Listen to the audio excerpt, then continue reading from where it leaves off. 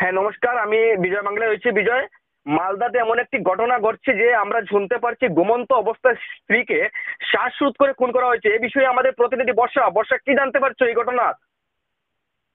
বিজয়, এই মুহূর্তে আমি জানতে পারছি যে ঘুমন্ত অবস্থায় স্ত্রীকে শ্বাসরোধ করে খুন করার চেষ্টা করা হয়েছে এবং অভিযোগ উঠেছে তার স্বামীর বিরুদ্ধে। মঙ্গলবার সাত সকালে এমন একটি ঘটনা ঘটেছে মালদা শহরে এবং মালদা শহরের চাচল থানার ভাকরি গ্রাম পঞ্চায়েতের রামপুর এলাকায় এই ঘটনাটি ঘটেছে। আর পুলিশ ইতিমধ্যেই দেহটিকে ময়নাতদন্তের জন্য পাঠিয়েছে। বিজয়, এই ঘটনায় কি তার স্বামী নওয়াজ শরীফকে আটক করেছে পুলিশ?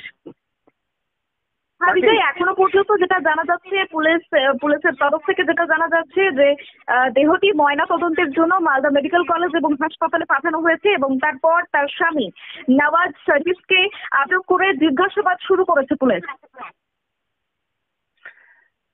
এই পর্যন্ত আমরা শুনতে পারছি যেহেতু ঘটনার স্বামীকে আটক করা হয়েছে, তার স্ত্রীকে পাড়া প্রতিবেশীরা কি বলছেন এই ঘটনায়?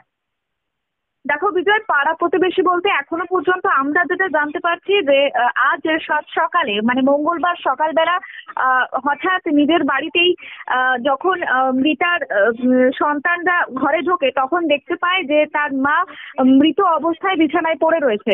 তারপরেই তাদের চিৎকারে কিন্তু বাড়ির সবাই এবং এলাকাবাসীরা দৌড়ে আসেন। তারপরেই ঘটনা প্রকাশ্যে আসে। হ্যাঁ, মিতার বাবা কি অভিযোগ করছেন, কি দাবি করছেন এই বিষয়ে?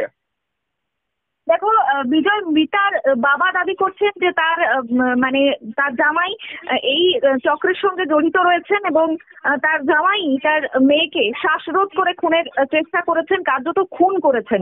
আর তিনি এটাও জানিয়েছেন তিনি ইতিমধ্যেই পুলিশের কাছে লিখিত অভিযোগ দায়ের করবেন।